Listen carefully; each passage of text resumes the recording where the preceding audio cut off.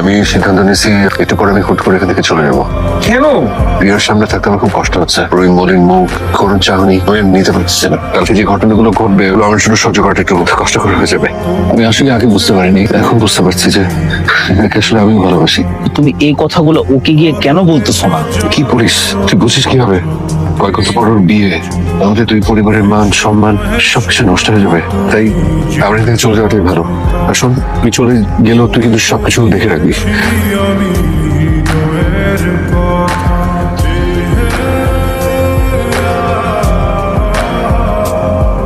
Hello hello, কেমন আছিস? আমি সোহেল ভাইয়া। সোহেল ভাই কোথায়? আমি কক্সবাজার থেকে ঢাকা ফিরতেছি। তুই কি আমাকে একটু নিয়ে যেতে পারবি? ওর এই অবস্থা কেন? দেবদাস করার চেষ্টা করছি। কেমন আছে? ওর কথা তুমি বাদই দাও, যখন সময় ছিল তখন তো পাত্তেই দাও নাই, এখন আসছি রিনা করতে। ঠিকই বলছিস, আমার আসলে জীবনটাই ভুলে ভুলে ভরা। না পারলাম নিজে সুখী হতে, আর না পারলাম অন্য কাউকে সুখী করতে।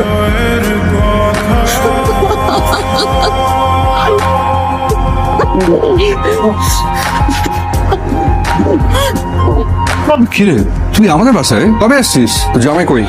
তুই গেস্ট রুম বাদ দিয়ে আমার রুমে কি করিস? ছাগল একটা। তুই বেয়াদব নতুন গালি দিয়ে কথা বলছিস কেন? তোমার কপাল ভালো যে তুমি আমার থেকে বয়সে বড়, এই গালি দিয়েছি, তাহলে কোষে একটা থাপ্পড় দিতাম। আর শোনো, এই রুমটা কিন্তু আগে শুধু তোমার ছিল, এখন থেকে এটা আমারও রুম। রবেন, আচ্ছা কি ঘটনা কি বলতো? আমি তো কিছু বুঝতে পারতেছি না।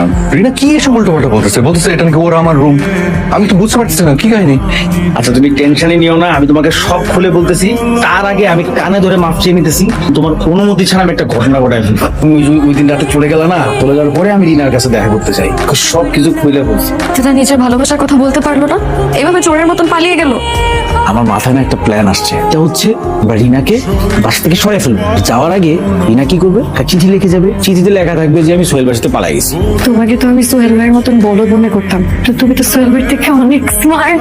তারপর সবকিছু প্ল্যান মতনই হল, কোনো সমস্যা নেই, কিন্তু তারপর ছোট্ট একটা সমস্যা বাকি। রিনার বাবা মা তোমার ফ্যামিলির সাথে একদম সব সম্পর্ক ছিন্ন করে ফেলছে।